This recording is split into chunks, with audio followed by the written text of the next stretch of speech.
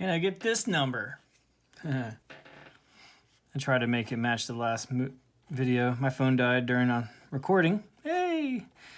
All right, last thing, you're gonna divide 11,636 by 41.18, and the thing that I saved in my calculator's memory. So let's do that. All right, so we got 1166 divided by, I think, memory recall. And that's equal to, so I gotta times 2. Should be negative 282.5. And this is in kilometers per hour.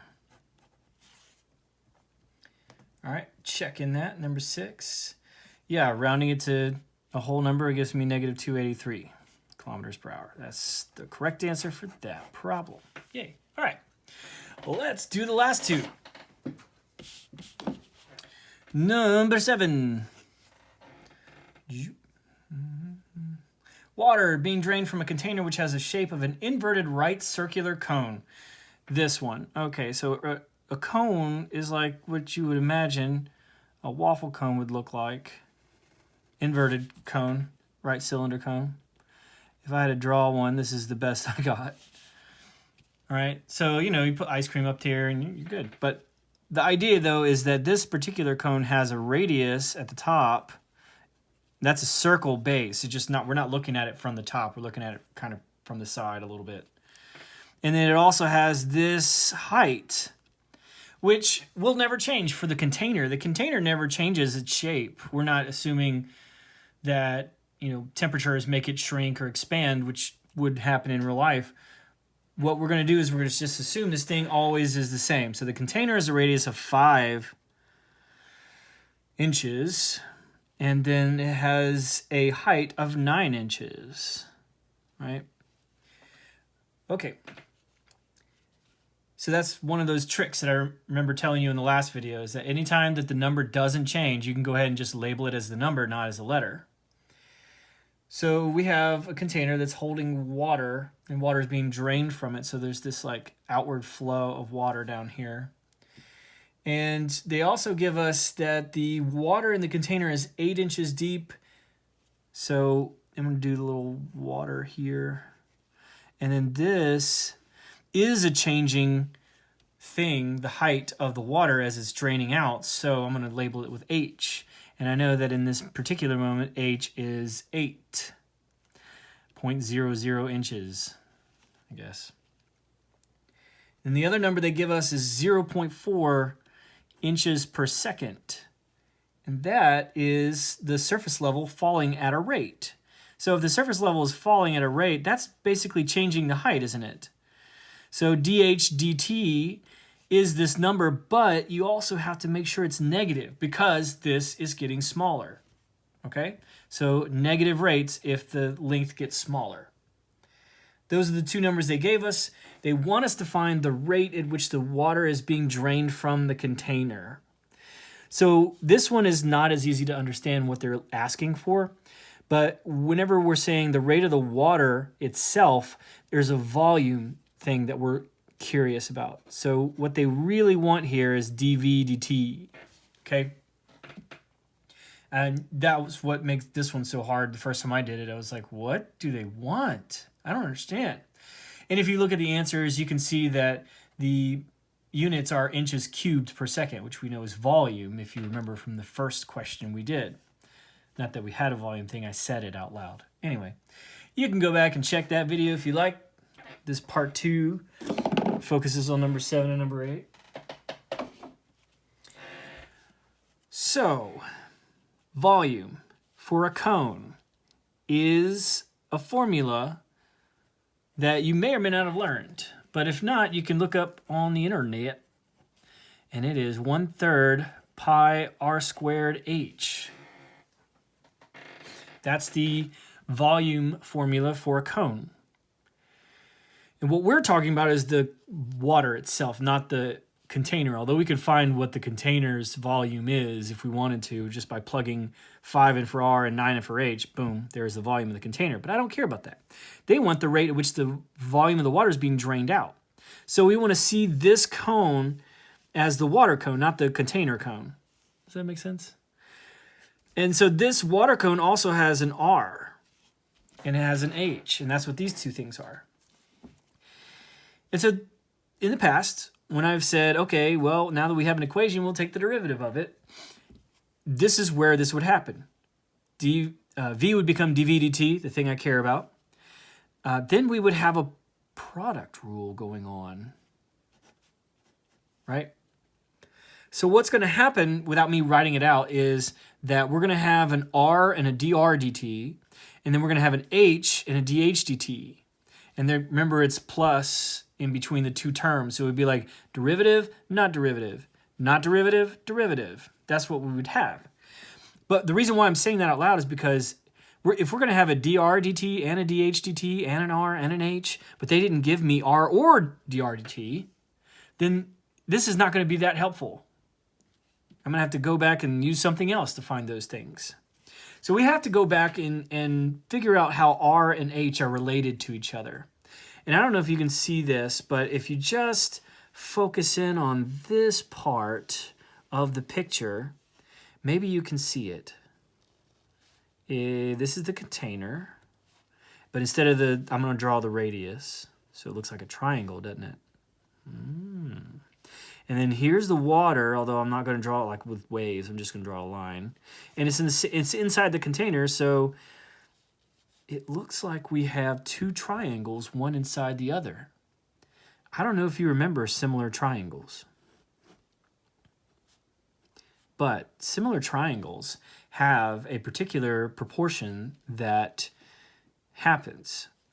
And it could be in a number of different ways. But if you say small side over small side, so they're both right angles right here, so that's the way they're similar, we would say R over 5, and that is equal to the long side over the long side, so H over 9. If you don't remember that similar triangles, you have to go back into your old notes for geometry or maybe even algebra 2. Or you can look online for a little video on how to deal with similar triangles. But the sides are proportional, and that's what this means. And if we were to cross multiply two fractions, we would get 9R equal to 5H. Okay? Well. We need R in terms of H, so let's divide by 9 on both sides, and we get R over 5/9 H. So here I have this extra little bit that I saw from the picture that helped me understand the relationship between R and H, and that is R is always 5/9 H, no matter what water level it is. It's always 5/9 H. Isn't that crazy? So we can go back up here to the original equation, and instead of taking the derivative right now, I can replace R with 5/9 H, and we'll square it, and I'm going to multiply it by another H. So squaring an outside thing means it goes to everything.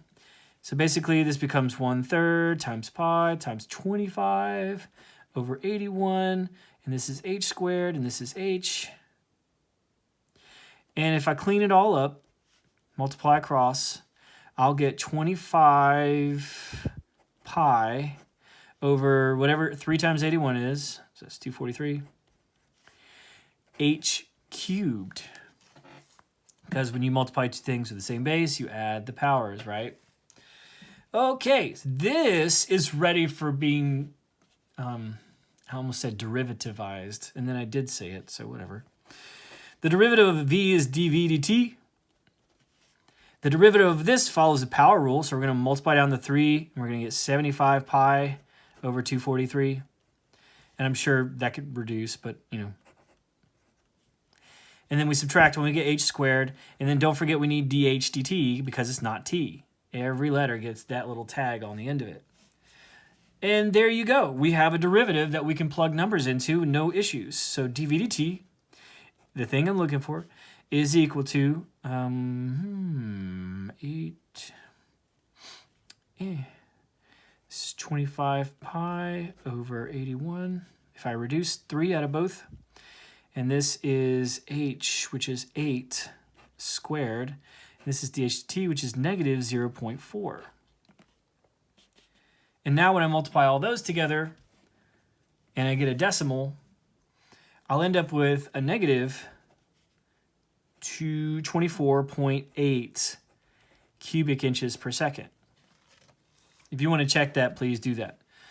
I haven't checked it, but I'm pretty sure that's right. Pretty sure.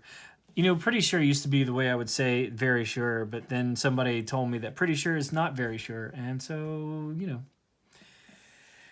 sorry about it. But anyway, that is the correct answer. This should be the way to get there. And if I screwed up somewhere, please send me an email, tell me that. All right. Now, the reason why the answer doesn't have a negative is because it asks in the question, find the rate at which it is being drained. And so this is telling you the water is draining. So the negative isn't really necessary in the answer if they know it's draining in the problem. But if they say, what's going on with the water, then this negative would tell you the water is draining at this rate. Whereas if it was positive, it'd be like the water is rising at this rate, the water is increasing at this rate. All right, so we got a man, and he's walking away from a lamppost. So let's draw a nice lamppost. Hey. I don't know what kind of lamppost that is, but whatever. Let's draw a little sidewalk for him to walk on. And let's draw a little man, stick man, because I can't draw. And let's put a little hat on him. I don't know why. I felt like drawing a hat. Sometimes when you draw a pic, you know, you do things that make you happy. All right, so he's 6 foot tall, and he's not changing his height. He's not like going up and down while he's walking too much. So we're just going to say this is 6 feet. The lamppost is also given to us. It's 16 feet. So this 16 feet. And that's not changing either. The lamppost isn't going up and down. And then we also have he's moving away at a certain rate. So we're going to need to call this distance something, whatever we want. I'm going to call it x, okay? So they gave us dx dt, the rate at which the man is walking away at 4 feet per second. All right, so just drawing the picture kind of helps me understand the numbers they're giving me and how to label it correctly. And I could have chosen anything instead of x, but because I chose x because it's horizontal, I have to write dx dt for this number, 4 feet per second.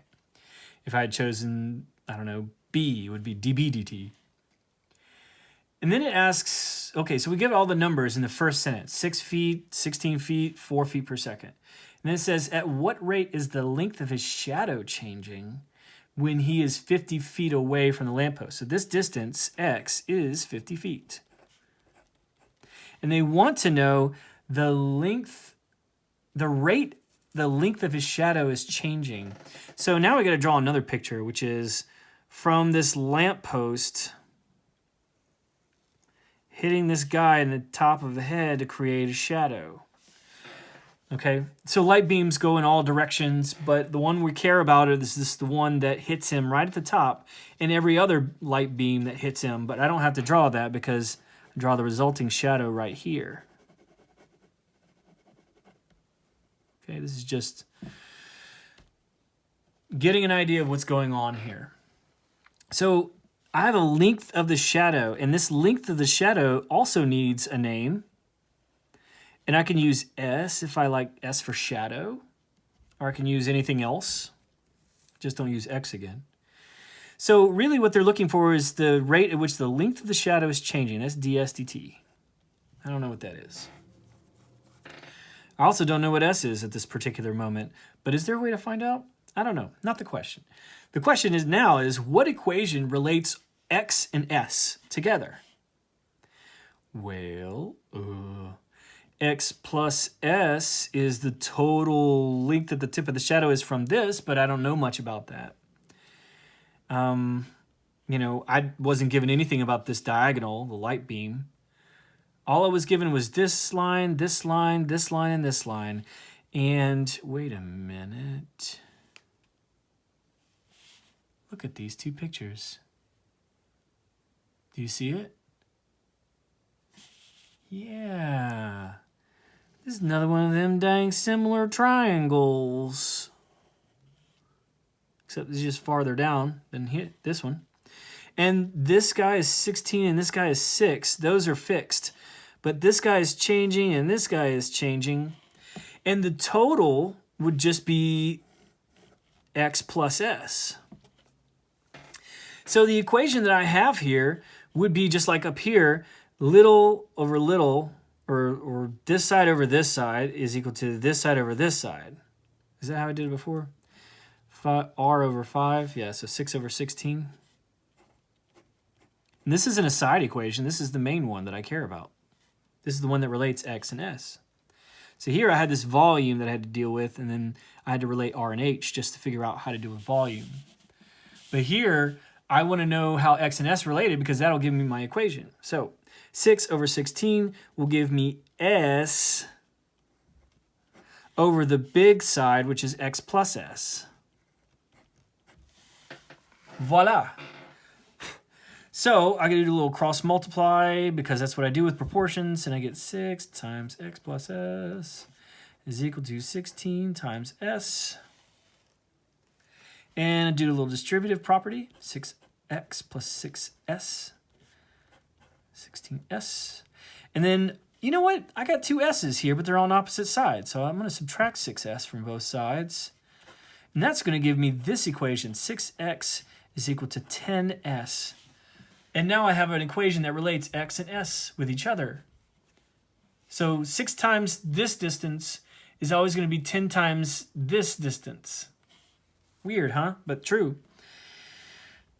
Okay, so we're going to take the derivative now, right? 6 dx dt equal to 10 ds dt. Hey, there's only dx dt. I don't even care what x is.